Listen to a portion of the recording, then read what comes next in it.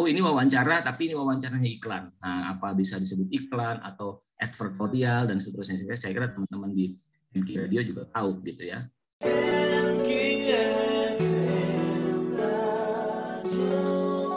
Nah, ini berarti kan ada penyesuaian yang harus dilakukan ya. Nah, penyesuaiannya yang mana? Misalnya, nanti Pak Denny boleh membahas ini. Apakah penyesuaiannya ini di undang-undangnya yang perlu disesuaikan dengan perkembangannya, atau tadi orang-orang yang masuk ke dunia sosial media untuk melakukan aktivitas jurnalistik yang orangnya tidak berbadan hukum, mereka yang perlu disesuaikan, diminta membuat badan hukum semacamnya, atau seperti apa nih? Baik, mungkin saya saya akan mengulas dari sisi tentang regulasi ya, Undang-Undang nomor 32 tentang penyiaran yang sekarang sedang direvisi, dan kita memang berharap banyak ya. Harusnya ini Undang-Undang penyiaran itu sudah lama sekali gitu ya masuk prolegnas. Malah di masa DPR yang sebelumnya pun gitu ya ini masuk, dan yang sekarang juga Undang-Undang Penyiaran nomor 32 masuk di prolegnas, tapi saya tidak tahu, saya barusan cek lamannya KPI gitu ya, Komisi Penyiaran Indonesia, yang tertera di sana masih Undang-Undang 32 tahun 2002, itu artinya revisi Undang-Undang 32 ini belum terlaksana. Nah, untuk mengatur sesuatu ya dibutuhkan regulasi. Pertamanya gitu ya, seperti tadi juga Mas Arief bilang, masalah nanti ada yang oknum atau apa, itu kita tidak berbicara itu, tetapi regulasinya dulu harus ada gitu ya. Karena kalau tanpa regulasi ya bagaimana kita mau mengatur, yang ada regulasinya aja bisa jadi orang melanggar, apalagi tidak ada regulasinya. Kita berharap undang-undang, baik tadi Undang-Undang 40 tentang pers, Undang-Undang 32 yang sekarang lagi direvisi, mudah-mudahan bisa, Undang-Undang 32 tahun 2002 tentang penyiaran, mudah-mudahan bisa mengakomodir ini semua, walaupun memang ini tantangannya berat, gitu ya. Walaupun ini tantangannya berat. Apakah harus dibikin lembaga baru? Karena untuk lembaga penyiaran, baik radio dan televisi, itu sudah ada Komisi Penyiaran Indonesia, dan di daerah di tingkat provinsinya ada Komisi Penyiaran Indonesia daerah gitu ya. Apakah harus dibikin sebuah lembaga baru untuk mengawasi ini gitu, atau misalkan bisa tugas ini diberikan ke lembaga yang sudah ada, ya itu nanti tinggal kita tunggu undang-undangnya berbicara seperti apa. Mungkin seperti itu. Pak Bambang Murianto, dari masyarakatnya ini, masyarakat mendengar informasi dari media resmi dengan sebuah lembaga pers, mendengar informasi dari sebuah podcast, situasinya nih, masyarakat masih bisa menerima lembaga pers sebagai media arus utama untuk dijadikan rujukan, atau sudah mulai bebas saja nih pokoknya informasi dari entah podcast, entah lembaga pers, pokoknya itu bisa dipertanggungjawabkan menurut persepsi masyarakat? Ya, terima kasih Mas. Jadi sebetulnya kalau kemudian kita lihat masyarakat yang misalnya melalui grup-grup WA kayak seperti itu, sebetulnya mereka juga masih bisa menerima media-media mainstream, karena kemudian link berita-berita dari media mainstream itu juga beredar dari grup WA ke WA kayak seperti itu. Artinya kemudian masih ada orang yang membaca, membagikan, dan kemudian ada yang membaca lagi dan membagikan lagi. Itu. Jadi sebetulnya masih ada masyarakat yang memang membutuhkan media-media arus utama, terutama untuk persoalan-persoalan yang sangat penting, misalnya jadi kayak perusahaan media masanya Mas Arief Zulkifli itu dalam ketika misalnya membuat berita-berita yang sangat berkualitas, sangat dibutuhkan masyarakat, misalnya soal investigasinya itu masih dibutuhkan oleh masyarakat gitu. Bahkan masih kemarin misalnya edisi khusus Tempo misalnya yang soal Pak Sugeng itu juga versi hard copy-nya juga laris di pasaran gitu. Artinya masih ada orang yang mencari itu. Nah, tetapi juga masyarakat karena ada platform HP, teknologi informasi ini, mereka juga dengan mudahnya mengakses podcast-podcast itu, terutama kemudian kalau tema-temanya itu menarik gitu, Mas. Jadi tema-temanya menarik dan kebetulan itu tidak muncul di media mainstream. Nah, itu yang kemudian ini juga sebetulnya bisa memperkaya pengetahuan masyarakat juga, sehingga kemudian masyarakat itu memiliki kesempatan yang lebih luas lagi dalam mengakses berbagai informasi itu. Jadi saya kira media mainstream dan kemudian media-media baru ini memang kemudian saling bersaing kayak seperti itu, Mas. Artinya dari sisi fleksibilitas ya, artinya masyarakat pengen yang simple-simple gitu, itu menjadi suatu poin ya, bagaimana media-media baru ini banyak diminati juga ya Pak Bambang ya. Ya. Nah ini tidak hanya masyarakat saja sebagai penikmat ya, atau mungkin yang mengkonsumsi informasi itu. Tapi narasumber pun ternyata juga ada yang lebih nyaman kalau menggunakan media-media baru ya. Seperti yang kita ketahui sebelumnya ada kasus nih, narasumber yang tidak hadir di media jurnalistik atau media mainstream ya bahasanya, tapi dia hadir di suatu podcast itu Pak. Ini menyikapinya seperti apa nih ya Bapak? Saya Mas. Pak Bang. Ya. Iya, sebetulnya itu kembali kepada narasumbernya ya. Artinya kemudian memang tidak ada aturan bahwa seorang narasumber itu ketika diundang di media mainstream harus datang. Kalau kemudian diundang ke podcast juga boleh datang. Tidak ada aturan seperti itu. Tetapi memang kemudian seorang narasumber yang kemudian tidak mau datang ke media mainstream atau kemudian hanya mau ke media podcast, itu saya kira itu adalah orang-orang yang memang boleh jadi mengetahui landscape media. Artinya kemudian ketika dia tidak mau diundang ke sebuah media mainstream, boleh jadi dia itu sudah mempunyai persepsi pengetahuan bahwa media ini sih media yang partisan misalnya, karena kita kan tahu banyak kemudian media-media massa di Indonesia itu yang juga dipunyai oleh partai-partai politik tertentu, sehingga kemudian narasumber ini boleh jadi mengatakan ya ngapain saya bicara di sebuah media yang tidak independen kayak gitu. Tetapi kemudian kalau dia datang ke podcast yang kemungkinan itu dimiliki oleh seorang warga negara biasa yang tidak ada kaitannya dengan politik, dan kemudian dia bisa bebas bicara di sana, ya itu mungkin yang membuat dia menjadi lebih nyaman, itu dia lebih independen untuk menyiarakan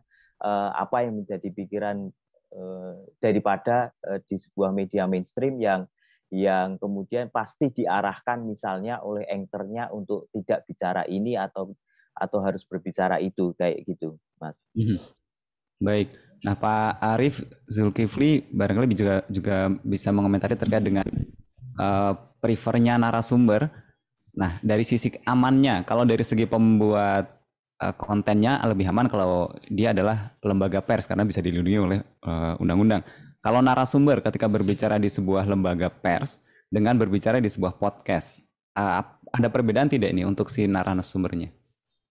Sebetulnya sekali lagi betul ya Mas Bambang, saya setuju. Tidak ada paksaan terhadap narasumber untuk mau tampil di media mainstream, diwawancarai di media mainstream, atau diwawancarai di media alternatif, sosial media, termasuk podcast di dalamnya. Saya nggak mau batasi hanya di podcast, karena praktek serupa juga terjadi di kanal-kanal YouTube ya, kanal-kanal YouTube yang kelompok keempat yang saya sebutkan tadi itu, teman-teman di media sosial, YouTube, yang punya YouTube channel itu punya audiens yang sangat besar.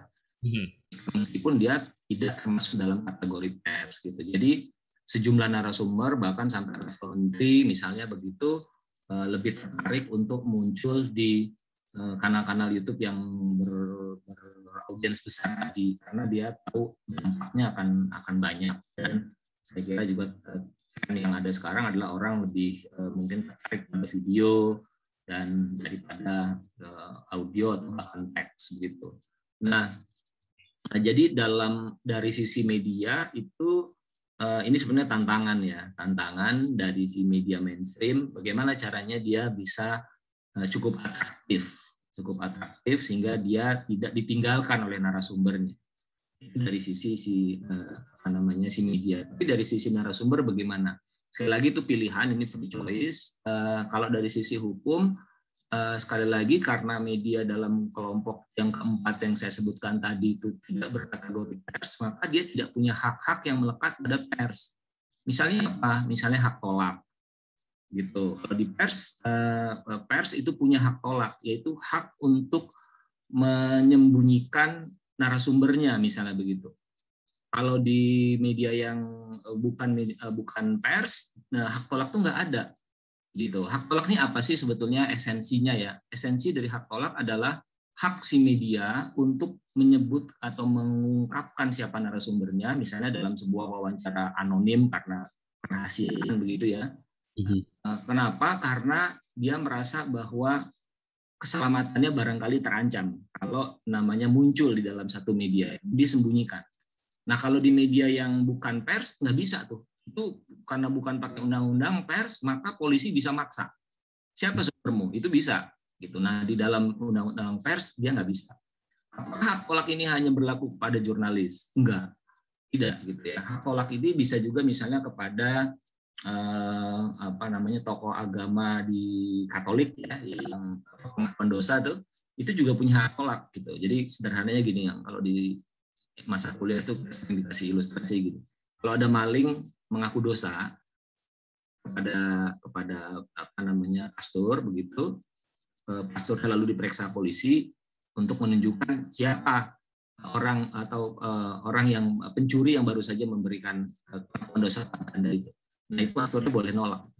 Nggak bisa. Ini urusannya bukan urusan kriminalnya. Ini ada orang mengaku dosa dan saya sebagai pemuka agama ya harus menerima itu sesuai dengan aturan. Nah, itu juga sama di media juga gitu.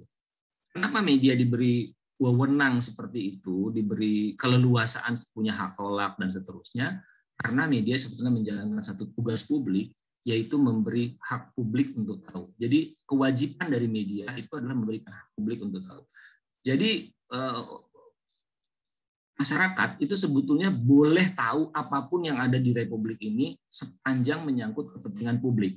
Kepentingan publik itu kepentingan umum ya, bukan kepentingan individual ya, bukan kepentingan. Jadi kalau saya pengen tahu ya PPKM ini sampai kapan sih, itu publik berhak tahu. Saya pengen tahu ya aplikasi Peduli Lindungi yang dipakai oleh kita untuk masuk mall dan sebagainya ini, itu yang biayain siapa sih? Itu publik berhak tahu. Tapi publik kan nggak punya tangan untuk mencari tahu itu. Nah, hak itu kemudian dipinjamkan, dalam tanda kutip dipinjamkan kepada media, kepada wartawan untuk tolong carikan saya tahu informasi ini. Nah, si wartawan mencari informasi itu untuk disebarkan kepada publik. Gitu. Nah, meskipun dia menjalankan sebuah tugas yang mulia, yaitu memenuhi hak publik untuk tahu, dia nggak bisa sembarangan. Dia dibatasi oleh etika. Gitu. Jadi etikanya tuh macam-macam tuh di dalam kode etik jurnalistik. Saya kira Mas Bambang juga di AJI kita punya ya, Mas Bambang, kode etik jurnalistik, Dewan Pers juga keluarkan, kurang lebih sama, PWI juga keluarkan, kurang lebih isinya sama. Yang intinya adalah ada batasan-batasan. Kalau ada berita menohok satu pihak, maka pihak lain itu harus diwawancara. Itu yang namanya konfirmasi. Kalau ada informasi dari satu pihak, nggak boleh langsung diberitain, dia harus dicek dulu kebenarannya. Itu uji informasi. Berita tidak boleh mencampurkan adalah fakta dan opini. Itu namanya mencederai kemurnian opini. Itu juga kewajiban. Lalu kemudian media harus secara terbuka mengungkapkan apakah informasi yang disampaikan ini adalah berita atau iklan yang saya sebut tadi. Dia harus menyebutkan, bahkan di media sosial misalnya kayak Tempo gitu ya, kalau lagi nge-tweet sesuatu yang bernuansa atau merupakan bagian dari iklan, itu di dalamnya harus ditulis gitu. Misalnya di Twitter atau di mana Instagram gitu ada pabrik mobil X baru saja meluncurkan jenis mobil baru, itu di dalamnya ada dalam tanda kurung iklan atau advertorial, sehingga masyarakatnya tahu, oh ini sebetulnya bukan berita, ini iklan, dan iklan itu dibolehkan dalam bisnis media, dilindungi karena medianya juga kan harus hidup secara bisnis, gitu kan. Nah, yang begini-begini kalau mau diterapkan oleh media sosial, podcaster termasuk di dalamnya juga harus melakukan hal yang sama gitu. Jadi ada hak yang dia terima yaitu perlindungan hukum, tapi juga ada kewajiban yang harus dia penuhi yaitu memenuhi kode etik jurnalis. Jadi kayak gitu, Mas. Baik, ini poin-poin terakhir untuk masing-masing narasumber. Pak Denny Bahari Nugraha, ini dari PRSSNI. Radio ini kemudian bersaing dengan podcast ya, sama-sama siaran, sama-sama menyampaikan. Untuk radio sendiri, apa namanya, tren podcast ini sebuah tantangan, ancaman, atau peluang ini? Baik, jadi menurut kami yang namanya teknologi itu nggak bisa dilawan gitu ya. Segimanapun kita kuatnya ngelawan teknologi, kami berbicara tentang radio yang memancar secara terestrial gitu ya, dibandingkan dengan tadi podcast yang di ranah digital. Itu kita berbicara teknologi. Sekuat apapun kita melawan itu kayak nabur garam di lautan gitu. Jadi lebih baik ya teknologinya itu kita ikuti. Gitu ya. Saya setuju dengan apa yang dikatakan dengan Mas Arief tadi bahwa media-media mainstream, media-media arus utama ini kalau misalkan mereka memang sudah punya tim yang solid, sudah memenuhi etika gitu ya, yang tadi jurnalistik tadi, kenapa tidak mereka bermain di ranah digital gitu. Jadi menurut saya ini bisa jadi peluang. Ini bisa jadi peluang untuk teman-teman lembaga penyiaran yang sekarang bermain di ranah terestrial. Karena digital pun itu jadi sebuah hal yang menarik, tetapi mungkin memang teman-teman juga harus melakukan sedikit riset atau harus melakukan riset mungkin ya, karena pemirsa pendengar radio itu tidak sama dengan pemirsa atau orang-orang yang kita sebut dengan netizen yang mengkonsumsi ini dari internet gitu. Jadi kalau menurut saya ini bisa jadi peluang. Asal ada regulasinya, asal memenuhi ketentuan. Karena kalau dibebaskan seperti di hutan rimba, ya akan repot nantinya. Mungkin seperti itu dari saya. Terima kasih. Baik, Pak Bambang Muryanto, terkait dengan sebuah informasi yang viral, ini kalau dulu belum ada tren podcast, yang viral kan sebuah tulisan yang di-share atau sebuah meme yang isinya juga ada tulisan-tulisan yang viralnya bisa hoax, bisa.